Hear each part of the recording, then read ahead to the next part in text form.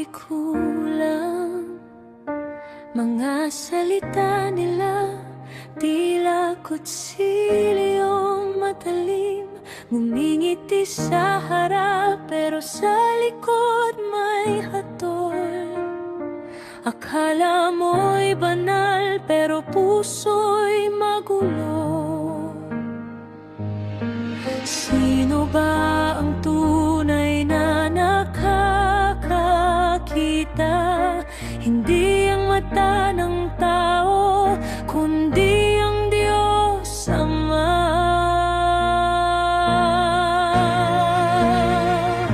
Hindi lahat ng mukhang banal ay totoo. Hindi lahat ng salita ay galing sa puso. May mga dasal na para lang sa tao, pero ang Diyos, puso ang hinahanap niya. Hindi ako babagsak sa hatol ng mundo.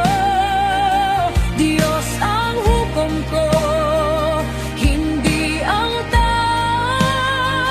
Kahit ako'y husgahan at malitin nila, alam ng Diyos ang tunay kong halaga.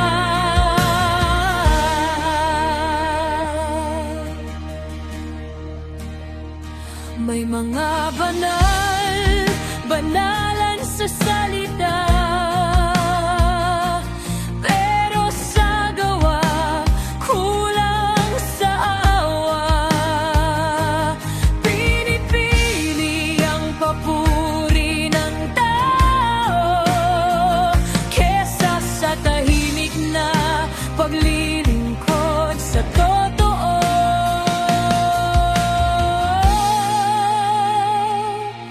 Hindi ako perpekto, pero totoo. Hindi ako banal, pero lumalapit sa iyo. Hindi man nila makita ang laman ng puso. Ikaw, Panginoon, alam mo.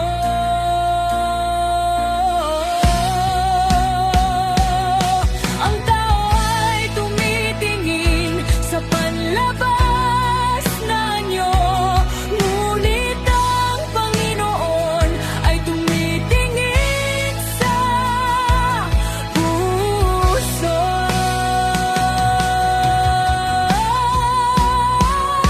Hindi lahat ng mukhang banal ay totoo. Ang Diyos ang huhusga, hindi ang mundo.